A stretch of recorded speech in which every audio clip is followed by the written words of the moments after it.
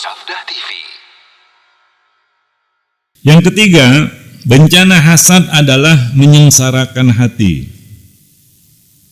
Ya, ini jelas karena hasad ini penyakit hati, maka yang paling sengsara itu sebenarnya hati. Ya, jadi pikiran semalaman suntuk. Ya.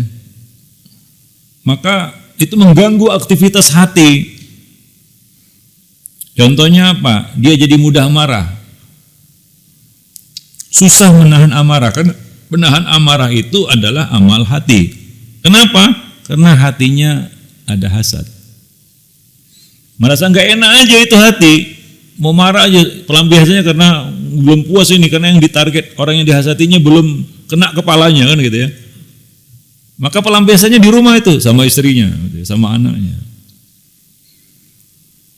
Atau dia susah untuk fokus di dalam ibadah. Maunya riya gitu. Kenapa? Ya karena hatinya ada hasad. Para jemaah yang dimuliakan Allah. Jadi ini akan mengganggu aktivitas hati kita.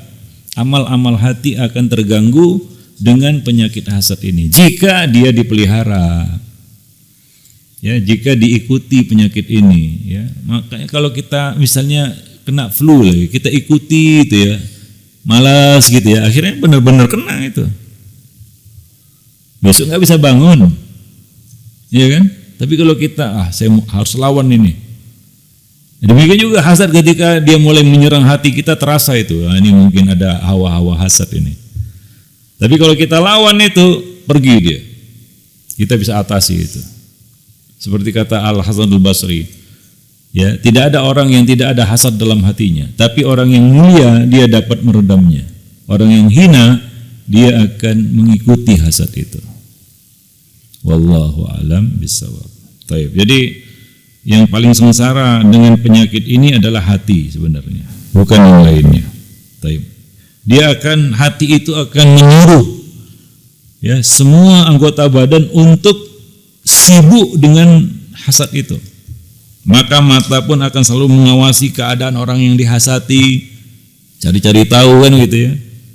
Ya, telinga pun dipasang untuk mendengar apa yang ingin dia dengar, berita orang yang dihasati. Terutama berita buruk itu yang diharapkannya itu. Kalau berita baik nggak senang dia, kan begitu. Kalau gue senang ini, gitu ya. Langsung digoreng ke sana kemari itu. Para jemaah yang dimuliakan Allah. Jadi itu yang memerintahkan siapa? Hati. Hati orang yang kena hasad ini sudah rusak dia. Ya. Apalagi ternyata apa? Apa yang dia lihat, apa yang didengar tidak seperti yang diharapkan. Sudah. Yang paling bergemuruh itu hatinya.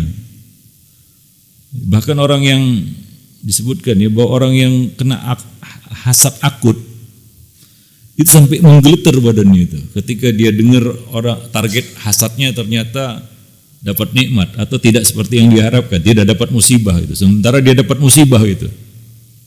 Ya kan? Orang yang dihasatinya naik pangkat, sementara dia apa? Dikeluarkan misalnya ataupun diturunkan dia. Wow, ngeleter itu kan begitu ya.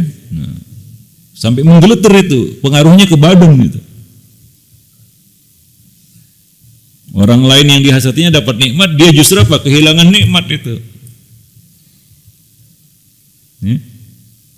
Menggeleter itu, menahan itu. Ya.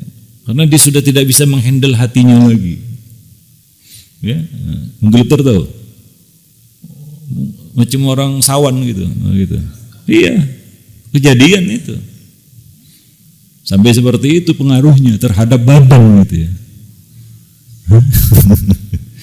Ya, gemeretek giginya, gigil badannya gitu ya, memerah wajahnya. Wallahu a'lam bishawab. Taib. Jadi menyengsarakan hati akan semakin merana ya dengan hasad tersebut.